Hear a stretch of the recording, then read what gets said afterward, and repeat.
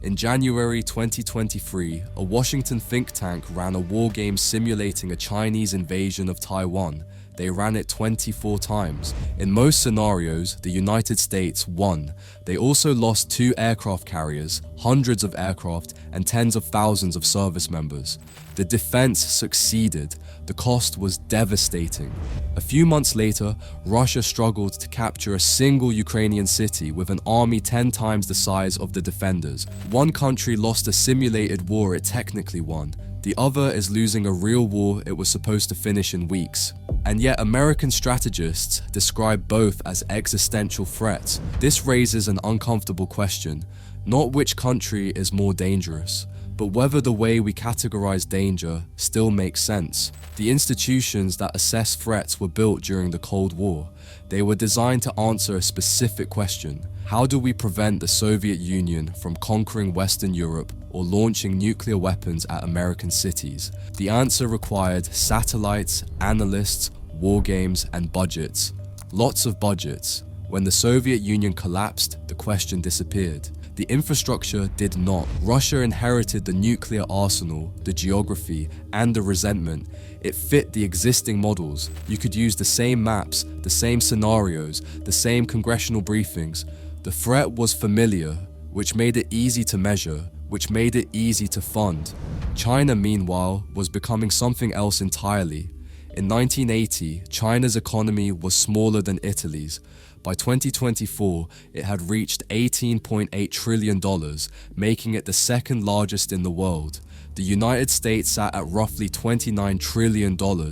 Russia, for comparison, produced about $2.1 trillion. That is smaller than the economy of Texas. These numbers matter because wars are won by economies as much as armies. The country that can produce more weapons, sustain longer supply chains, and absorb greater losses will eventually prevail.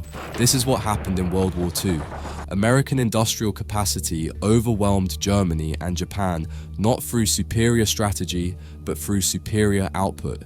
Russia is currently buying artillery shells from North Korea because its own factories cannot keep pace with consumption.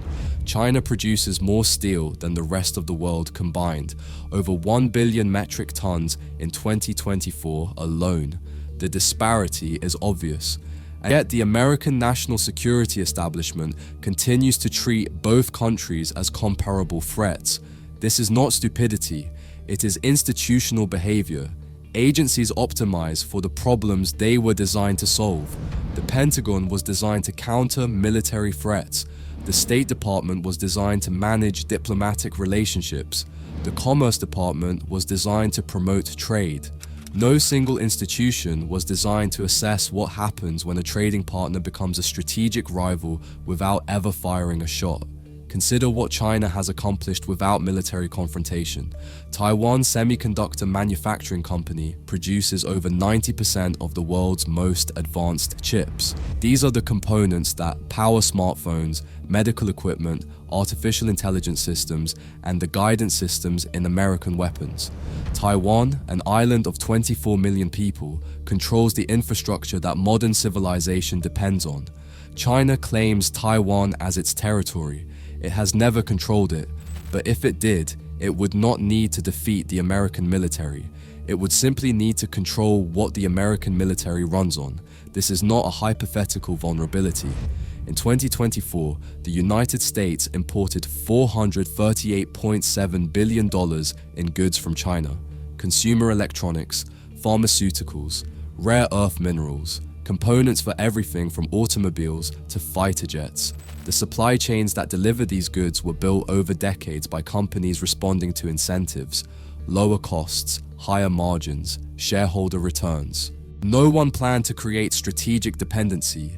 The dependency emerged from thousands of rational decisions made by thousands of rational actors, none of whom were responsible for the cumulative effect. Now consider what the United States discovered in 2024 about Chinese cyber operations.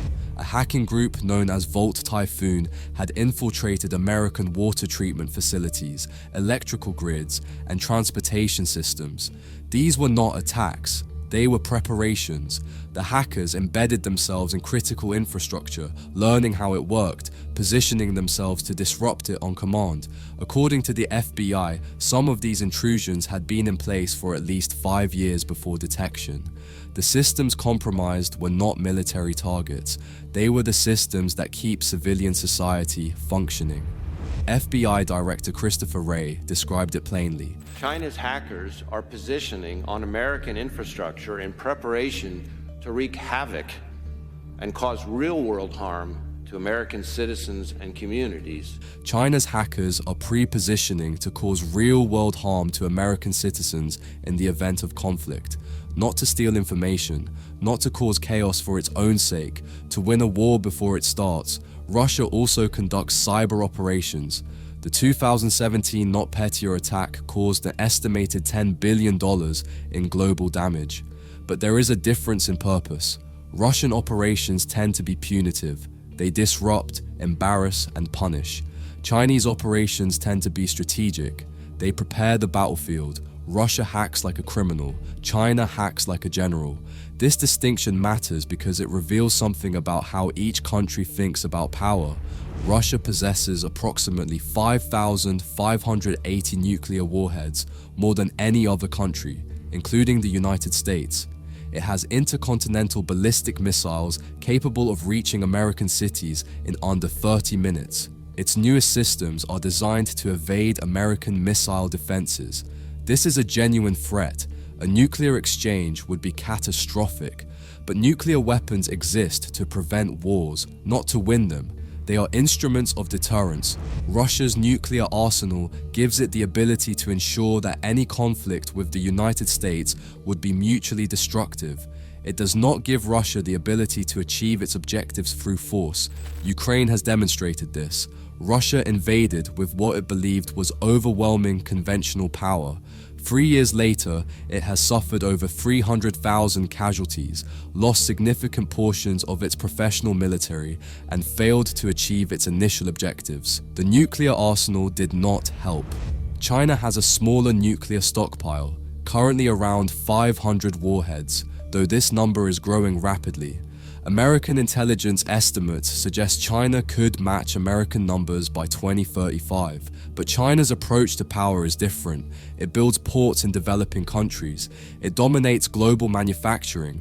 It controls the processing of rare earth minerals essential to modern technology. It issues loans that create dependency. It establishes technological standards that lock in its systems. None of this requires firing a shot. All of it shifts the balance of global influence. The question of which country poses the greater threat depends entirely on the time frame. In the next 5 years, Russia is more immediately dangerous. Vladimir Putin is 72 years old and increasingly isolated. He has demonstrated willingness to use military force despite catastrophic costs. He has repeatedly threatened nuclear escalation. His decision-making appears erratic. Desperate leaders are unpredictable. In the next 20 years, China presents a fundamentally different challenge. It is not a declining power lashing out from weakness. It is a rising power building from strength. Its military is modernizing rapidly. Its technological capabilities in artificial intelligence, quantum computing, and advanced manufacturing are approaching and in some cases surpassing American levels. Its leadership thinks in decades, not election cycles. Russia can hurt America. China can replace America. But here is what makes the current situation genuinely novel. On February 4th, 2022, 3 weeks before Russia invaded Ukraine, Xi Jinping and Vladimir Putin announced a partnership with no limits. There would be no forbidden areas of cooperation. Since then, they have conducted joint military exercises, coordinated diplomatic positions, and expanded economic ties. China purchases Russian oil. Russia purchases Chinese electronics. Two nuclear powers with over 6,000 warheads between them are working together against American interests. American military doctrine is built around fighting one major war while deterring a second adversary. It is not designed for simultaneous major conflicts on opposite sides of the planet. If Russia attacked NATO allies while China moved on Taiwan, the United States would face an impossible choice. Abandon European allies it has protected for 75 years, or abandon Taiwan and the semiconductors that power modern technology. The CSIS war games explored what happens in a Taiwan scenario alone. The United States won most iterations, but victory meant losing 2 aircraft carriers and suffering casualties unseen since World War II. And that was with full focus on a single theater. No simulation has adequately modeled what happens when both threats activate simultaneously. This is not a failure of intelligence, it is a limitation of institutions. The systems that identify threats were designed for a world with one primary adversary. They have adapted to a world with 2. They have not adapted to a world where the 2 coordinate. For decades, American strategy assumed that economic integration would moderate Chinese ambitions. Trade creates interdependence. Interdependence creates stability. Stability creates peace. This was the logic that led to China's entry into the World Trade Organization in 2001. The logic was not wrong, it was incomplete. Economic integration did create interdependence. It also created vulnerability. American companies gained access to Chinese labor and Chinese markets. They also transferred manufacturing capability, supply chain knowledge, and eventually technological capacity. The officials who negotiated these agreements were solving real problems. They were responding to the incentives in front of them. The fact that solving those problems created new ones is not evidence of conspiracy or incompetence. It is evidence of how systems work. Defense planners planned for defense. Trade negotiators negotiated trade. No institution was responsible for the space between them.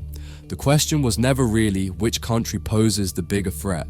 The question was whether American institutions could recognize a threat that did not look like the threats they were built to see. Russia looks like the Cold War. Tanks, missiles, territorial aggression. The pattern is familiar. The responses are practiced. China looks like something else. Economic leverage, technological competition, infrastructure control. The pattern is new. The responses are improvised. Both are dangerous, but they are dangerous in different ways, on different timelines, through different mechanisms. The instinct to rank them, to declare one the biggest threat, reflects a desire for clarity that the situation does not offer. It assumes threats can be compared on a single scale. It assumes the tools for addressing one will work for addressing the other. This assumption is comforting. It is also probably wrong. The systems that would need to adapt are the same systems that benefit from the current categorizations. Changing how threats are assessed means changing budgets, jurisdictions, careers. Institutions do not reform themselves easily, so the question persists: which is the biggest threat?